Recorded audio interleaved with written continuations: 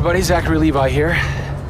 Over the last few months, we've brought you exclusive behind-the-scenes looks at the final hours of development of Tomb Raider. You've seen Camilla recording her last few lines, Rihanna musing her last few words, and Jason completing the last few notes of the score. As those key pieces lock into place, it's time to reveal one of the last portions of the game, and a team that's been shrouded in secrecy for 2 years. We're here in the beautiful and freezing Montreal, Canada, to bring you the final hours of Tomb Raider multiplayer edition. These are the final hours of Tomb Raider. Welcome to yet another world-class studio in the Square Enix portfolio, Eidos Montreal, home of the multi-award-winning game Deus Ex. Locked away in one of the far corners of the studio is a team of experienced, passionate professionals who have been specially brought together to create the first ever multiplayer component to the Tomb Raider universe. Let's meet the team behind the vision, direction, and decisions, and hopefully get a chance to play a few rounds. Here we are at Eidos Montreal.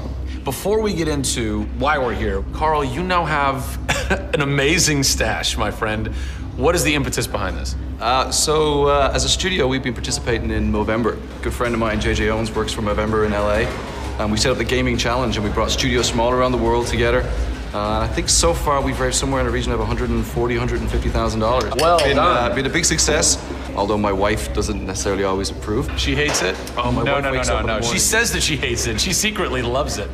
What were some of the factors that led to a multiplayer facet to this new Tomb Raider? When we started developing sort of our vision for reimagining Tomb Raider, on paper, it was all about single player. And as we started to build that world out, we had the island, we had the Solari and the scavengers. We started to realize that we had this canvas. Great warring factions, great landscapes. Yeah, we had all these really awesome places where it was all about traversal and single player. When we started looking at that, we thought, wow, well, what about multiplayer? Part of the genesis of that was Lara Croft and the Guardian of Light that kind of cracked open a door to lead you guys into the multiplayer into here at Eidos Montreal.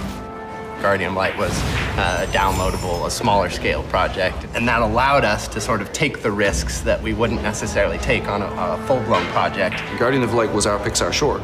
It's the idea that whilst you're building your big project, you're always thinking about that next thing, but also allowed us to be able to start understanding co-oping and networking. It was a game that actually brought Tomb Raider fans together for one of the very first times. You hear them in their ear and they were having fun. And as a result of that, that led to us thinking about multiplayer. Hopefully our single-player experience we're delivering is a very sort of single-player, solitary, immersive type of experience. But at the same time, we believed tomb raiding together with friends would be fun. Tomb raiding, I think that's the first time I've ever heard that term. I like that. It's fun. You know, axe climbing and zip lining and the traversal that we get in there and the traps. For me, it was very sad to have that catch-22 of it would be great to do this in multiplayer, but we just can't split our resources like that. And that's how Eidos Montreal came about. We had staffed up our team to develop a single player. Everybody was gelling together really well, and it wasn't something that we wanted to just bolt on. We always said if we were going to do it, we're going to do it right. If you could have a fan play the multiplayer for the first time, what do you want them saying? For me, they're kind of different moods. It's not like I do one or the other. It's kind of like sometimes I turn down the lights and just play that single player experience. And other times I want to just jump in and have fun and start killing fools. Joe Curry, producer of multiplayer on Tomb Raider. It's the first time Tomb Raider has ever incorporated multiplayer. Yeah. And you're in charge of that. Yeah. What's running through your mind when you get that call? Well, first off, exciting, right? I mean, we're all huge fans of Tomb Raider on the team. I mean, we grew up with Lara Croft. But when we spoke to Crystal, like, we want to do multiplayer, and we're thinking, how do you do that? It's always been Lara's story.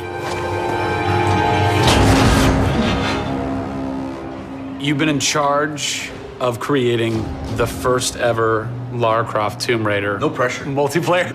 No pressure, Zach. Thank you. What are some of the main pillars that you brought over from the single player to the multiplayer to make those two worlds cohesive? The element that really stuck out was survival. The group surviving together. Right. But then traversal, the ability to go up and down and kind of everywhere in a level. The weapons, you know, the characters. What did you guys have to tweak in order to create an engaging multiplayer experience that wouldn't necessarily work with the pieces that were in play with the single player experience? One example is the bow. Especially in the reboot, it's so iconic that we had to make it work for multiplayer. You have a certain forgiveness when you play single player. Multiplayer, players expect snappiness. I shoot you, I expect you to go down, or you can just do what I do, which is to take out the biggest gun and just run for them and shoot them out. The environment itself can be a threat.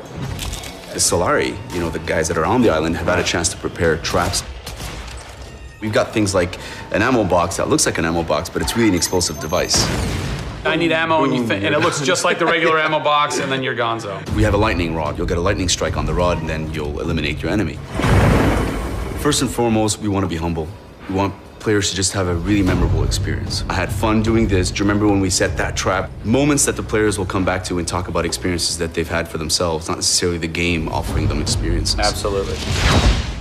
So, Joe, behind us we have the QA team, or the quality assurance team. They're a part of the development team. They can tell us what we need to fix and what's working and what's not. When do I get to game test? When do I get to get my hands on the game? Soon. We got a surprise for you first, Zach. So, when I was approached to host the final hours of Tomb Raider, essentially the biggest ask, not even ask, tell that I had was, I want to be in the game. I want to have a cameo, I want to have something. So guess what? Boom! Boom! Boom! I'm a playable character in the multiplayer Tomb Raider. How sick is that, Joe? You and your team are awesome. I can play with myself, virtually. Are we ready? Oh, that burns! You suck! Get those transmitters running. Radio transmitter activated! We're getting off this damn island? We send this sailor. Beautiful. I would like to try and kick your butt as me in this map right now. Should we try it? All right. Bring it. Let's do it. It's happening right now. Oh, nice! Was that one of my traps? That was one of your traps. Yeah! These movie traps are really fun. I mean, they're really, really fun. Yeah! Don't worry about it. Just because you made the game and I beat him. As you can see from the people and passion here at Eidos Montreal, this isn't just some add-on. They're devoting themselves to making this an experience in keeping with the feeling of single player. Familiar, yet different. Coming up in the final 2 episodes of our series, we go back to the home of Lara Croft. They're taking Tomb Raider to the finish line, and we'll be there for it.